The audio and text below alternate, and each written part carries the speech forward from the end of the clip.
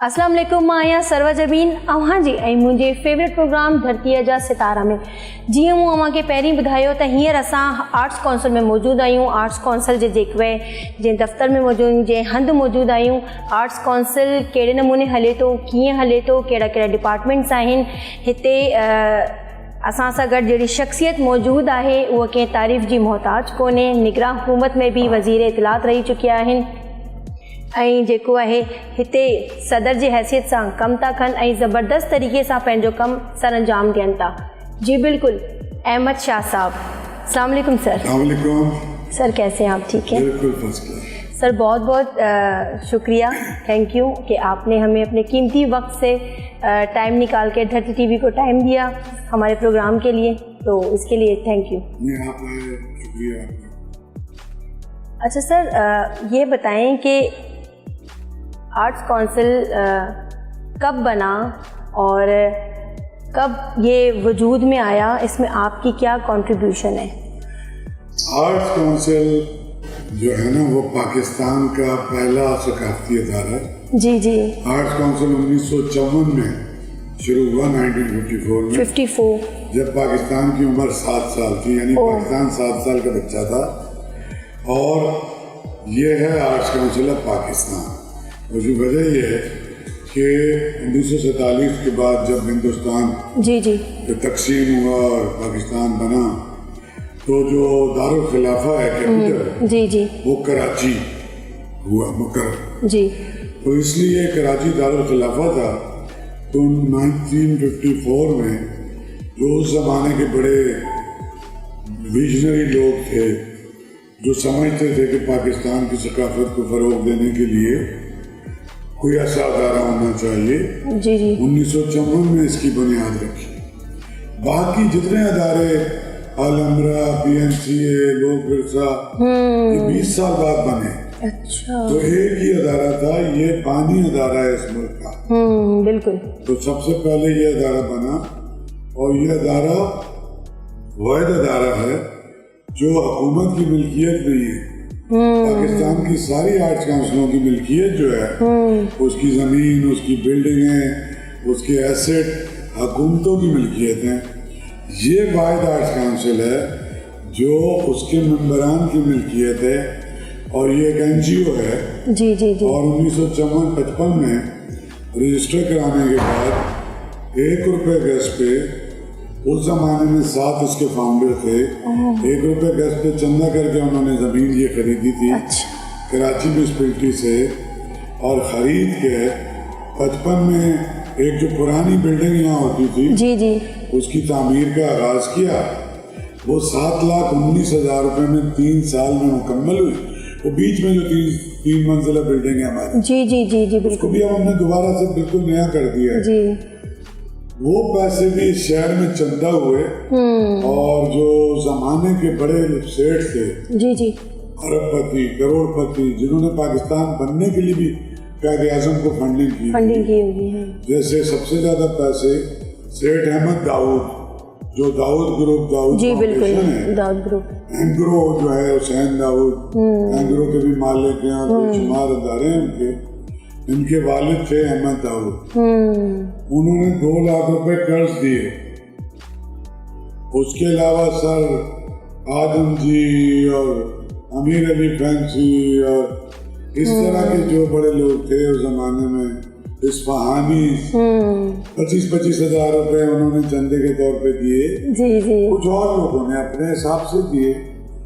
और कराची की आबादी 4 लाख की थी उस वक्त।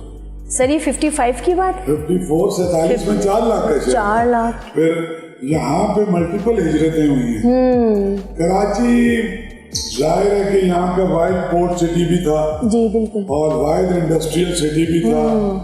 तो यहाँ तो सिकंदर आजम भी आया है 2500 साल पहले दीवल की बंदरगाह पे जी। और आपको पता है कि मोहम्मद बिन कासिम भी यहाँ आया है जी बिल्कुल। और कराची एक जमाने में कलात की जो रियासत थी, खान ऑफ कलात, जी जी जी, उसके ज़ेरे नदी भी रहा है। कराची पे एक डिस्प्यूट था, कराची के इब्राहिम हैदरी वाले जो जामोट हैं, जी बिल्कुल, इनके खानदान का, कराची की मिल्कियत का, और ये जो खान ऑफ कलात हैं जो अब हद तक سے آگے چلا گیا ہے وہ بھی کراچی پہ تھا، کیونکہ کراچی میں ابتدائی طور پہ کچھ قافلے مچھیروں کے آئے تھے 300 سال پہلے جو یہاں سے اورماڑا سے اٹھ کے آئے اپنے اونٹوں پہ اور ادھر ایک بستی بنائی. تو یہ ایک پرانا ڈسپیوٹ ان کا چلتا رہا. پھر یہاں پہ کوئی 180 سال 90 سال پہلے گھوڑا آ گیا. پھر گھوڑے کے بعد ساری صورتحال بدل گئی. تو اس پہ ہم آگے بات کریں گے.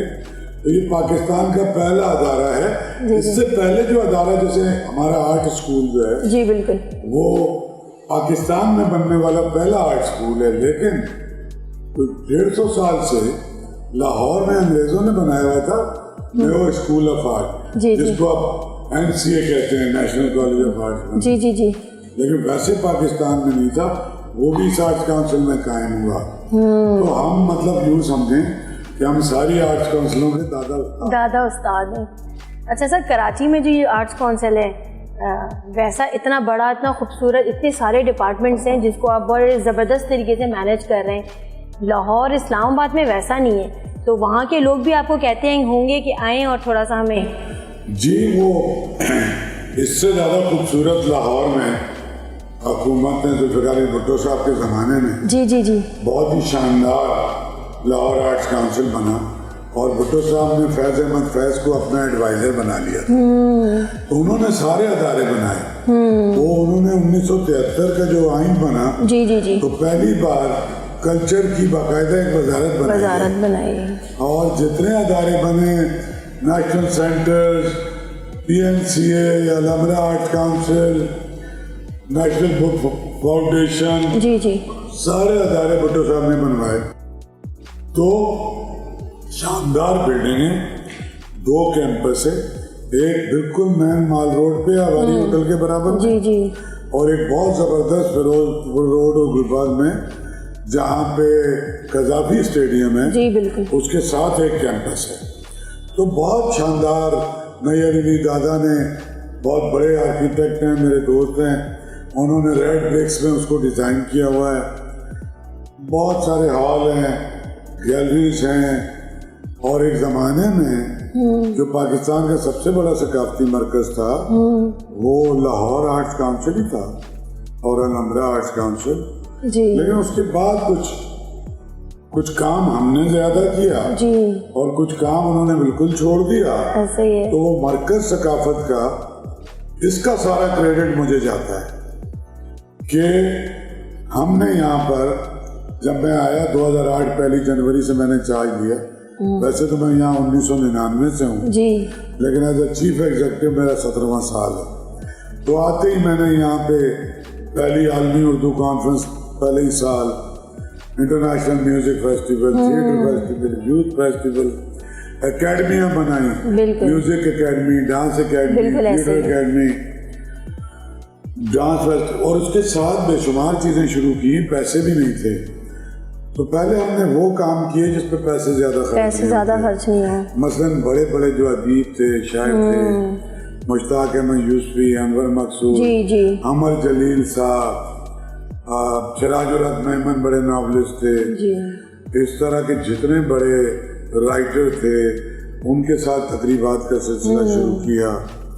پھر آہستہ آہستہ حکومت نے بھی توجہ دینی شروع کی، اور حکومت جو ہے پیپلز پارٹی کی، جتنے سال سے میں ہوں اتنے سال سے سندھ میں مسلسل پیپلز پارٹی کی حکومت ہے. تو انہوں نے مستقل ہماری فنڈنگ میں بھی اضافہ کیا. جو میں نے مانگا انہوں نے دیا. اور اس میں بلاول صاحب کا تو ہے بہت بڑا، لیکن مراد علی شاہ صاحب نے، آپ کو پتہ ہے کہ ہیلتھ میں بہت کام کیا ہے. سندھ میں جیسے اسپتال ہے پاکستان کے کسی کونے میں نہیں. سندھ میں جس طرح کی فری ایجوکیشن پرووائڈ کی جاتی ہے SIUTs کے ذریعے، کارڈیو ویسکولر کی پورا نظام بن گیا ہے. سکھر میں، لاڑکانہ میں، گمبٹ میں کافی ہے. اس کے علاوہ جس طرح IBA سکھر کو سپورٹ کر رہے ہیں، جس طرح جناح اسپتال، چلڈرن فاؤنڈیشن، ڈاکٹر بھٹی کا جو گمبٹ میں جہاں پہ لیور، تو انہوں نے ہیلتھ میں بہت کام کیا، بہت زیادہ انہوں نے ایجوکیشن میں بہت کام کیا.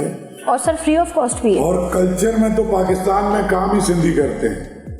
کلچر میں 50 ادارے بن گئے ہیں کم از کم جی, جو مختلف انسٹیٹیوٹ ریسرچ کے, نبی بھائی بھوگڑی انسٹیٹیوٹ, تو شمشیر الحیدری انسٹیٹیوٹ, تو مہر میڈیکل کالج, تو اس میں بہت کام کیا. بہت کام. تو میرا ریلیشن محترمہ بینظیر بھٹو کے ساتھ ایک زمانے میں نوجوان سا لڑکا تھا, اس زمانے سے تھا. جی جی. تو یہ میری رسپیکٹ بہت زیادہ کرتے ہیں جو بھی ان کی لیڈرشپ ہے, اور ان کے سینئر بھی کرتے تھے. مثلا میں سینئرز کو زیادہ جانتا ہوں. اور اس کے بعد یہ ابھی جو یہ نسل ہے نا پیپلز پارٹی کی وزیروں کی, جی جی جی, یہ میرے لیے سیکنڈ جنریشن لوگ ہیں. صحیح. مثلا میں نے عبداللہ شاہ صاحب کے ساتھ بھی کام کیا ہے, تو اگر مراد شاہ صاحب کوئی کام نہیں کرے تو میں انہیں تڑی لگاتا ہوں اس بات کی کہ بھائی میں نے آپ کے ابا کے ساتھ کام کیا ہے, بٹ وہ ایکنالج کرتے ہیں. اسی طریقے سے بات کی نواب یوسف تالپور صاحب, نثار کھوڑو, قائم علی شاہ صاحب, وہ جو لوگ ہیں, منظور وسان, ان لوگوں کے ساتھ میرا زیادہ پیر آفتاب شاہ جیلانی, سید خادم علی شاہ, بہت ہی شاندار لوگ تھے اور ہیں بھی, کچھ انتقال بھی کر گئے. تو میں ڈائریکٹلی اس طرح سے پالیٹکس میں نہیں آیا, اور مجھے بہت کہا انہوں نے الیکشن لڑنے کے لیے بھی. محترمہ فریال تالپور نے, میں پہلی بار ٹی وی پہ تمہارے سامنے کہہ رہا ہوں, 10-12 سال انہوں نے مجھے کہا, بلکہ سعید غنی کو کئی بار میرے گھر بھی بھیجا, اور مجھ سے ناراض بھی نہیں, اور میری بہن ہے تو میں پھر بھی ان کو یہ ریکویسٹ کر لیتا ہوں کہ اصل میں مسئلہ یہ ہے کہ جو سندھ کی ثقافت کی ترویج ہے, اس کے لیے تو جو کام ہے جو ہم نے کیا ہے وہ تو پاکستان میں کوئی تصور نہیں کر سکتا. بالکل ایسے ہی ہے. تو جب میں باقاعدہ فرض کریں ایم پی اے بن جاتا ہوں, کیمرے بن جاتا ہوں, سینیٹر بن جاتا ہوں کسی ایک پارٹی پہ, تو پھر ابھی میرے پاس یہاں ایک اوپن فورم ہے, جہاں ایم کیو والے بھی آتے ہیں, پی ٹی آئی والے بھی آتے ہیں, اور جے یو آئی والے بھی آتے ہیں. ابھی جرگا لے کے سارے آئے تھے مفتی, اور میرے پاس اے این پی کے پٹھان دوست سارے میرے ساتھ کنیکٹڈ ہیں. تو پاکستان میں ایک واحد جگہ ایسی بنی ہوئی ہے کہ جہاں کسی طرح کی نفرت نہیں ہے, اور تمام قومیتوں کے لوگ, سندھی, ہمارے اردو اسپیکنگ, پشتون, بلوچی, براوی, کشمیری, ہزارگی, گلگت بلشینہ, گلگت بلتستان, کشمیر. تو وہ ابھی پرسوں کشمیر میں ایک ڈرامہ ہمارے دوست نے لکھا تھا, یہاں پشتون کلچر ڈے ہوتا ہے, یہاں بلوچوں کی کتابوں کی تقاریب ہوتی ہے. بالکل ایسے ہی ہے. تو یہ اصل میں اس آدمی سے بہت محبت کرتا ہوں, یہ جو اوپر ہے قائد اعظم محمد علی جناح. میں پیدا ہوا نا تو میں پاکستان کو ایسا دیکھنا چاہتا تھا کہ یہ جو محمد علی جناح ہے اس نے سوچا تھا, اور جو ان کے سارے ساتھی جو تھے, جو اقبال نے سوچا تھا. اب کلچر کی امپورٹنس کا اندازہ تم اس بات سے لگاؤ کہ اس ملک کے بننے کا خواب بھی ایک شاعر نے دیکھا تھا, ایک شاعر علامہ اقبال, بالکل ایسے, جو شاعر بھی تھا, فلسفی بھی تھا. تو ایک بات یہ سمجھنے کی ضرورت ہے کہ جو کلچر ہے اس سے بڑا دنیا میں کوئی ہتھیار نہیں ہے. بالکل. توپیں, میزائل, یہ ایک وقتی ہتھیار ہیں. اب جو ہے نا دنیا بھر میں کلچر ڈپلومیسی جو ہے, ہمارے برابر میں ہندوستان بیٹھا ہوا ہے, ہماری نفرت اپنی جگہ, لیکن آپ یہ دیکھیں کہ آپ امریکہ جائیں, یورپ جائیں, تمام آرٹسٹ انڈیا کے آپ کو وہاں ملیں گے. ٹوٹل قبضہ کر لیا انہوں نے, اور جو پاکستانی آرٹسٹ ہیں ان کو بھی وہاں لوگ انڈین آرٹسٹ سمجھتے ہیں, کیونکہ ہم لوگوں نے امپورٹنس نہیں دی. میں ابھی 3 کانفرنسیں پچھلے سال کر کے آیا ہوں امریکہ میں, پاکستان کے حوالے سے. سارے پاکستانی وہاں جمع کیے, سارے ڈپلومیٹس نے بھی مجھے سپورٹ کیا وہاں, اور وہاں امریکن سینیٹر اور کانگریس مین آئے, اور ایک ڈفرینٹ پرسیپشن ہم نے ان کو پاکستان کا بتایا. دیکھیں اصل میں پاکستان کا مسئلہ کیا ہے, یہ جو آرٹس کاؤنسل ہے نا, یہ کوئی خالی ناچنے گانے کی جگہ نہیں ہے. یہ ہم سمجھتے ہیں کہ یہ جو نظریاتی اساس تھی ہماری, یہ جو ہمارا کلچرل ہیریٹیج ہے, یہ جو 7-8 ہزار سال کی ہماری سندھو دریا کی تہذیب ہے, یہ جو ہم سنگم پہ بیٹھے ہیں مونجو ڈرو کے اور مہر گڑھ کے, جو فی الحال تو بلوچستان میں ہے لیکن یہ جیکباباد کے ساتھ ہے. ایک زمانہ سندھ کا حصہ ہوتا تھا, آدھا بلوچستان سندھی بولتا ہے.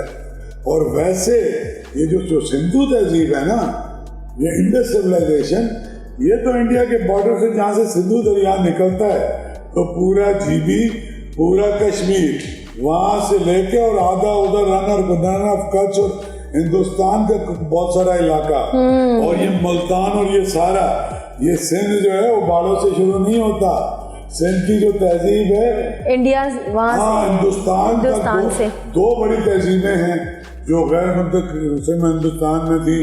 ایک ہماری جو ہے وہ سندھو دریا کی تہذیب ہے اور دوسری اس کو وہ گنگا جمنا تہذیب, گنگا جمنا, ٹھیک ہے نا. اسی طرح دنیا کے کسی ملک میں بھی چلے جائیں آپ, جیسے چائنا ہے تو وہ یانگسی ریور کی تہذیب کہلاتی ہے. بڑے شہر بھی دریاؤں کے کنارے آباد ہوتے ہیں کیونکہ انسان کی بنیادی ضرورت پانی ہے. اور تہذیبیں بھی جو پہچانی جاتی ہیں وہ چاہے بابل و نینوا کی تہذیب ہو, عراق چلے جائیں, وہ چاہے جرمنی اور ادھر چلے جائیں, ڈینیوب ریور ہے 5 ملکوں میں گزرتا ہے. فرانس کے بیچ سے جائیں تو پیرس کے سینٹر سے سین گزرتا ہے, لندن کے بیچ میں سے ٹیمز گزرتا ہے. تو ہمارا سندھو دریا ہے جو ہمارے لیے لائف لائن بھی ہے, بالکل ایسے, تو یہی ہمارا کلچر بھی ہے. تو یہ جو ہم نے جزیرے بنا لیے کہ وہ باڑوں کے آگے ہم نہیں جائیں گے, وہ باڑوں کے ادھر تجھے نہیں آنا, پھر یہ وہ بھائی یہ جو سمندر ہے نا یہ بھی سندھ کا ہے, یہ ہمارا سمندر ہے سارا. ہماری باؤنڈری جام شوروں پہ ختم نہیں ہوتی, بالکل ایسے ہی, نہ باڑوں پہ ختم ہوتی ہے.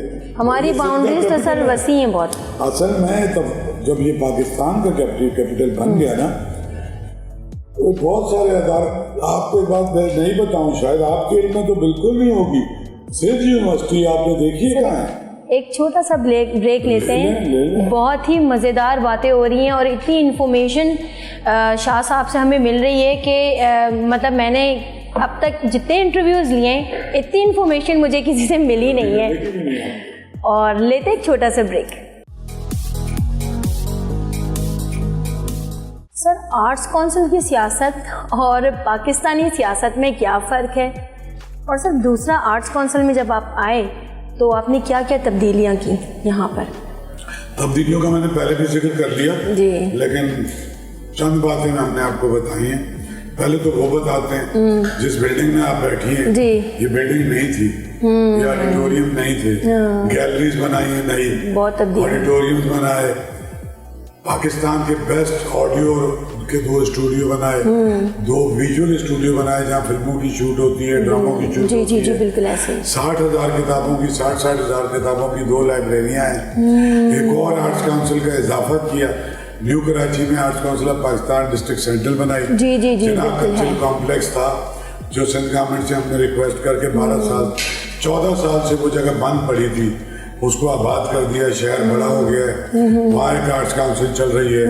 سندھ کی ساری آرٹس کونسل بنوائیں, حیدرآباد میں, سکر میں, خیرپور میں, لاڑکانہ میں, ان کے آئین بنائے, ان کو سپورٹ بنایا, حکومتوں سے ریکویسٹ کی, ان سے بلڈنگیں بنوائیں, اور وہاں پر بھی الیکشن ہوتے ہیں اور ہم سندھ کی تمام آرٹس کونسلوں کو بھی سپورٹ کرتے ہیں. اور یہاں پر ہم نے انفراسٹرکچر ایسا بنایا ہے کہ جو اب پاکستان میں ڈیجیٹلائز کر دی ہر چیز.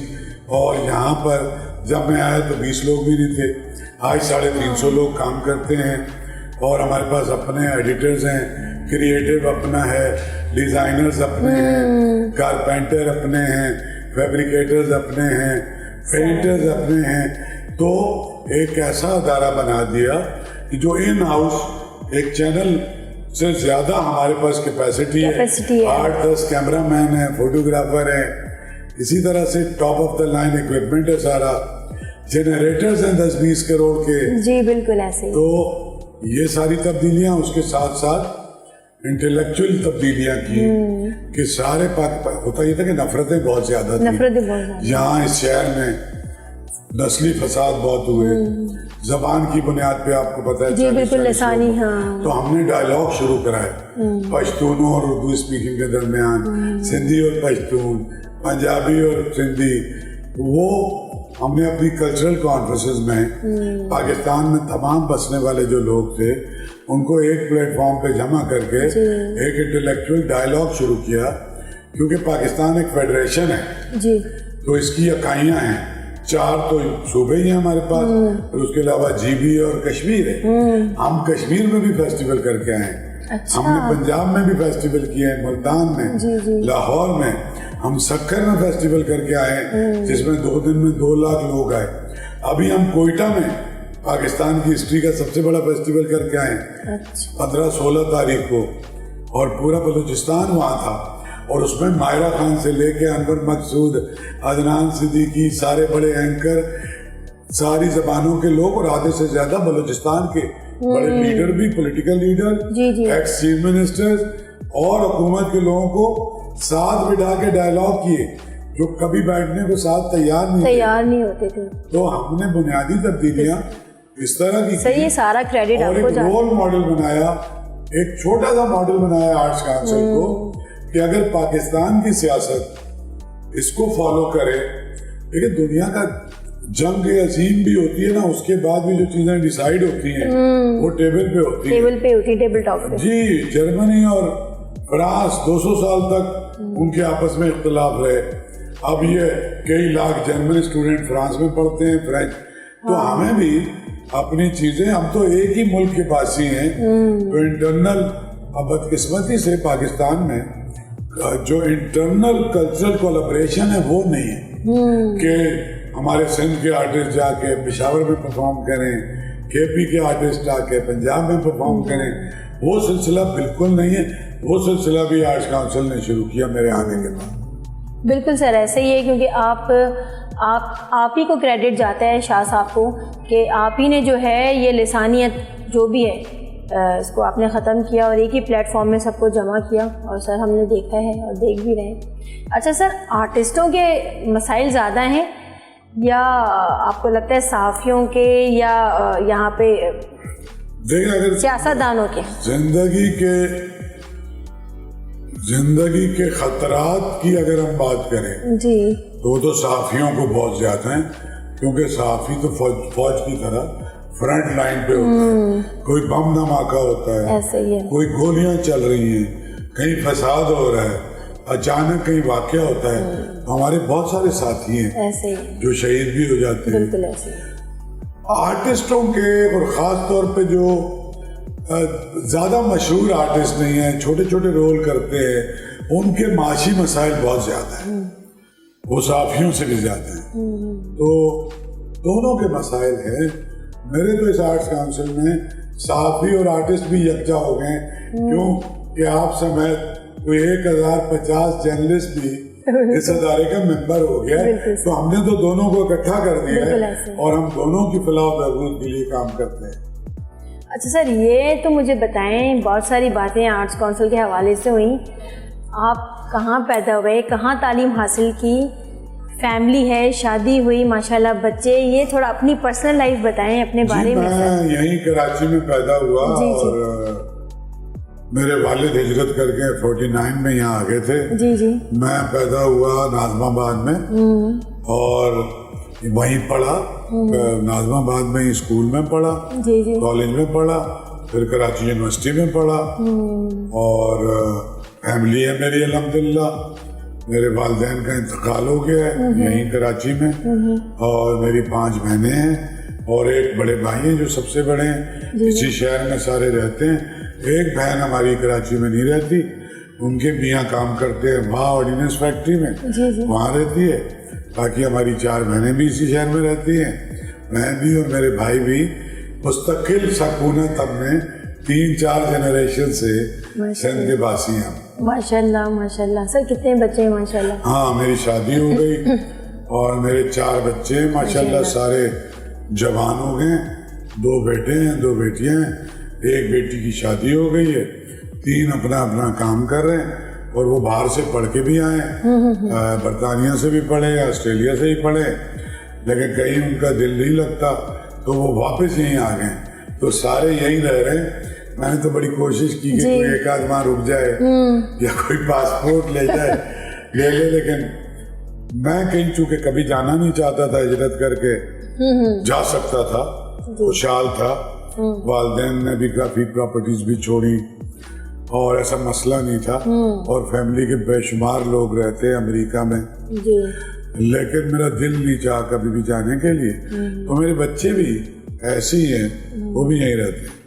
اچھا سر، نگراں حکومت میں آپ ماشاءاللہ وزیر اطلاعات رہے ہیں، یہ سفر کیسا رہا سیاست؟ میں نگران حکومت میں وزیر اطلاعات بھی تھا، اور میں مائنورٹیز کا بھی وزیر تھا، اور میں سوشل پروٹیکشن کا بھی وزیر تھا۔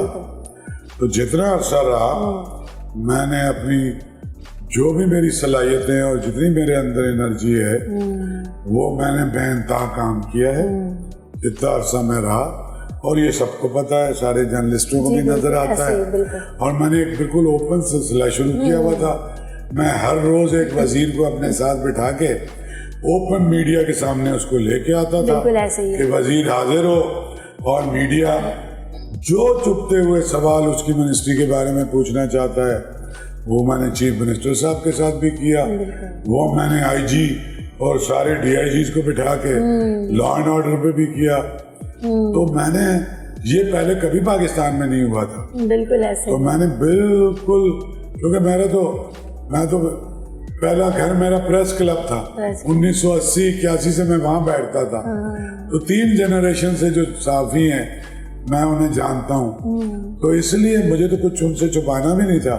میں تو اوتھ لے کے بھی سب سے پہلے پریس کلب گیا تھا، تو مائنورٹی میں کافی کام کیا، اور احساس نہیں ہونے دیا کسی مائنورٹی کو۔ پورا سندھ گھوما، چرچز میں گیا، مندروں میں گیا، ان کے جو مسائل تھے، جو کام رکے ہوئے تھے، 100% فنڈ ریلیز کیے، اسکالرشپ کے، ان کی فائنینشیل اسسٹنس کے، ان کی شادیوں کے فنڈ، ان کے مندروں اور چرچز اور گردواروں کے فنڈ، وہ ابھی بھی سارے میرے پاس آتے ہیں، اور وہ کہتے ہیں کہ اللہ کرے کہ کوئی ہندو ہمارا وزیر نہ ہو۔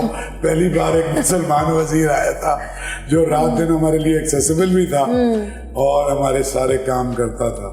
اس طرح سوشل پروٹیکشن مراد علی شاہ صاحب نے یہ وزارت 2012 میں قائم کی تھی، ورلڈ بینک کی فنڈنگ ہے اس میں، اس کے لیے بھی میں نے جو ریموٹ ترین ضلع ہیں سندھ کے، وہاں جا کر کے نئے پروجیکٹ شروع کیے، ماں بچہ ہیلتھ پروگرام ہے، اس کے حوالے سے تھر پارکر میں اور ٹنڈولا یار میں اور مختلف اضلاع میں، تو جتنا کچھ ہو سکتا تھا۔ پھر وہ چیف منسٹر صاحب کا بہت اعتماد تھا مجھ پہ، مقبول باقر صاحب کا، تو پورے سندھ میں جہاں بھی وہ جاتے تھے، چاہے وہ تعلیم کے حوالے سے ہو، لا اینڈ آرڈر کے حوالے سے ہو، ایک ہی وزیر کو لے کے جاتے تھے۔ تو میں نے ان کے ساتھ ٹریول بھی کیا، اور وہاں پر بھی جو کچھ بہتری کر سکتے تھے، یہ جو پینے کے پانی کے جو R O plants, schools, hospitals, تو مقدور پر کوشش کی کہ کتنی کوآرڈینیشن کر سکتے ہیں، کتنا ٹرانسپیرنٹ رکھ سکتے ہیں، تو کیا۔